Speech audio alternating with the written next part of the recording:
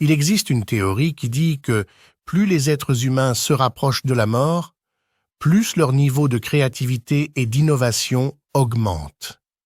Cela signifie que plus nous nous approchons du danger et que notre existence est en jeu, plus nos cerveaux sont stimulés pour trouver les meilleures idées et solutions pour nous sauver ou vaincre l'ennemi qui menace notre existence. En effet, si nous regardons en arrière et examinons les inventions les plus influentes de l'histoire de l'humanité, nous trouvons qu'elles ont été inventées en temps de guerre ou qu'elles ont été développées et travaillées sérieusement pour des raisons militaires avant d'être utilisées dans la vie civile.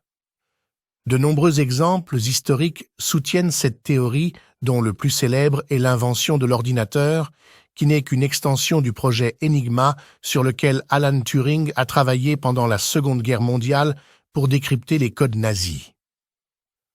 Ce projet, qui a joué un rôle majeur dans la victoire des Alliés, n'a bénéficié du financement nécessaire que lorsque les politiciens britanniques ont été convaincus de son importance pour affronter le danger nazi.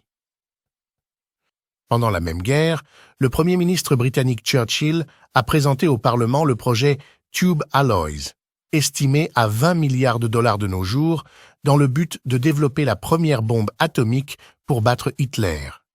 Le Parlement a voté en faveur du projet, chose qui aurait été impossible si le Royaume-Uni n'avait pas été dans la phase la plus difficile de son histoire.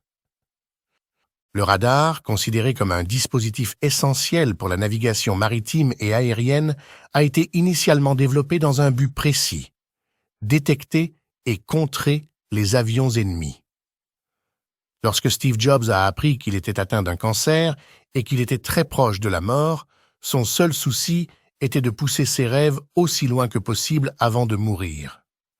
C'est pendant cette période que l'iPhone 4S, qui a marqué un tournant révolutionnaire dans la technologie des smartphones et dans les interactions entre l'utilisateur et les écrans tactiles, a été lancé. En même temps, il travaillait sur le projet iPad, qui est devenu, après sa mort, l'un des produits les plus réussis de l'histoire d'Apple.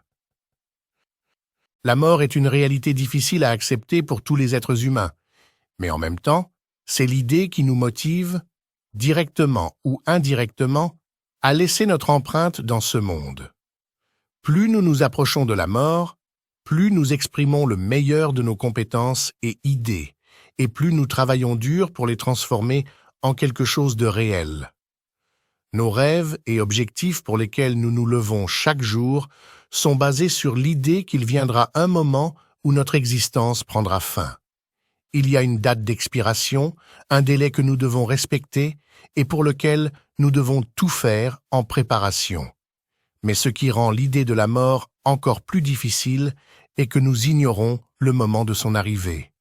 Vous pourriez vivre jusqu'à 120 ans et je vous souhaite une longue vie, mais vous pourriez aussi mourir demain. Il est très important de rester conscient de cette vérité incontestable et de s'efforcer de réaliser ce que nous voulons avant qu'il ne soit trop tard, car toutes les personnes qui ont laissé une trace dans ce monde étaient conscientes de l'importance du moment qu'elles vivaient. Enfin, si vous trouvez que cette vidéo a apporté de la valeur à votre vie, laissez-nous un like et allez regarder l'une des